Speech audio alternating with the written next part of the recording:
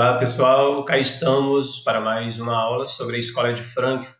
Na aula passada a gente se dedicou, nas duas aulas, bem verdade, né, a fazer uma introdução geral às características da escola, seus autores, primeira geração, segunda geração, e também as características gerais da teoria crítica e da teoria tradicional.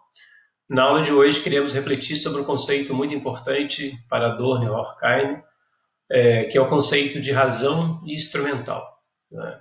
Antes de a gente avançar, é importante que você perceba quais são os objetivos para a aula de hoje, tá bom? Então a gente apresenta 3 objetivos bastante simples, né, que você caracterize a razão instrumental, a razão crítica, e também que faça a comparação entre ambas, ok? Bom, então vamos partir aqui de um fragmento. Aliás, a aula de hoje será comentário, né, de alguns fragmentos extraídos de uma obra mais tardia de Horkheim, que se chama O Eclipse da Razão. Então, o primeiro fragmento fará menção ao diagnóstico do que se passava na década de 30, de 40, que foi a época de surgimento e de produção de reflexão da Escola de Frankfurt. Então temos aqui um fragmento bastante significativo que aponta para a gente uma espécie de análise do clima cultural de então.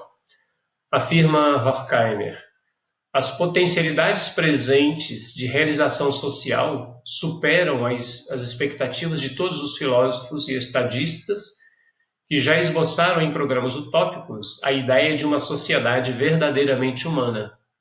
Ainda assim, as esperanças do gênero humano parecem estar mais distantes de sua realização hoje do que nas hesitantes épocas em que elas foram formuladas pela primeira vez.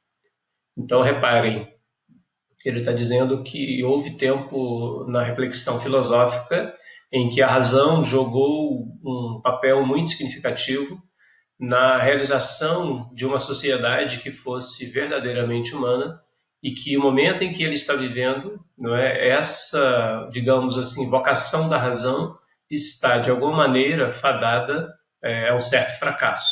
Esse é o diagnóstico que ele nos apresenta, né, para o momento em que ele vive. E quais seriam, digamos assim, as causas desse pessimismo, né, chamemos assim? Há muitas outras causas, mas ele enuncia aqui, como sendo uma das principais, uma nova forma de se utilizar, ou de se pensar, ou de se aplicar a razão.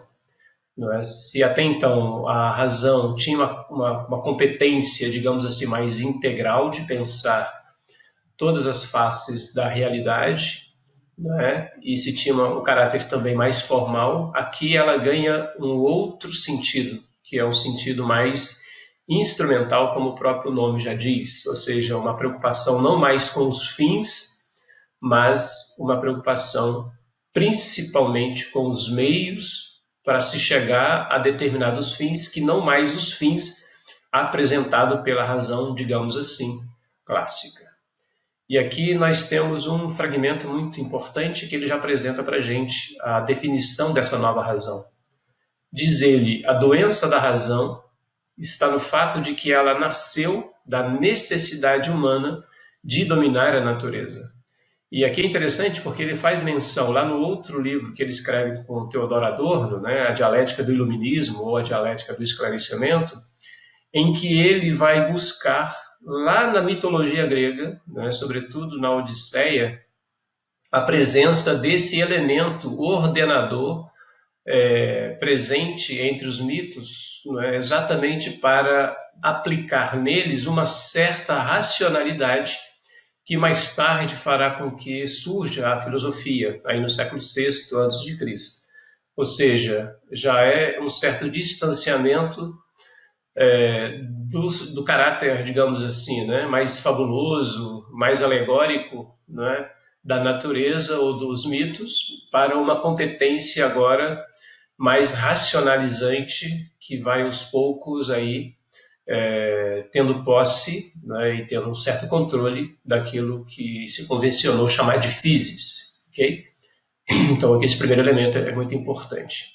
E essa doença da razão, ele vai dizendo que aos poucos, ao longo, sobretudo, da modernidade, com o contexto aí mais tarde da Revolução Industrial, vai exigindo que se instaure uma organização burocrática e impessoal. E o homem, por consequência, vai se tornando ou vai se transformando no mero instrumento dessa organização mais burocrática.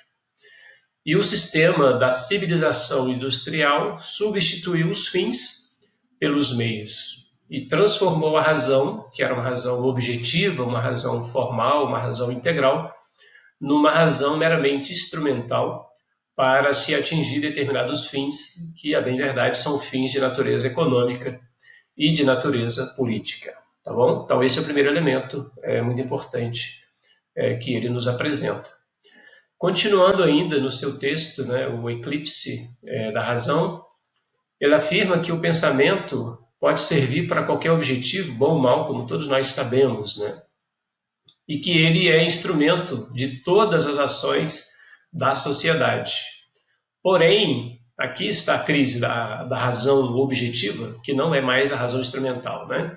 Então, esse pensamento objetivo, ele não deve procurar mais estabelecer as normas da vida social ou da vida individual, e que agora, na avaliação dele, né, pelo diagnóstico que ele faz da crise cultural do seu momento, essas normas da vida social devem ser estabelecidas por outras forças que não mais a força do pensamento filosófico.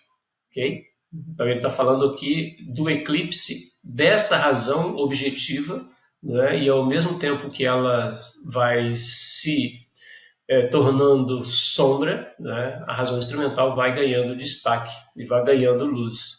Tá? E aqui ele também faz um diagnóstico que é muito acertado, né?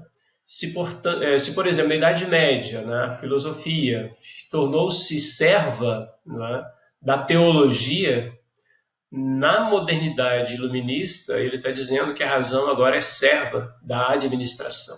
Qual administração? Essa administração que ele estabeleceu como sendo burocrática e impessoal, ou seja, é uma razão filosófica que está a serviço do poder econômico e do sistema capitalista, né, que vigora já antes, bem antes, né, desde o primeiro contexto anterior um pouquinho à Revolução Industrial, né, e que vai se expandindo cada vez mais. Então, digamos que de alguma maneira esse sistema ele sequestra a razão e a transforma numa razão puramente instrumental.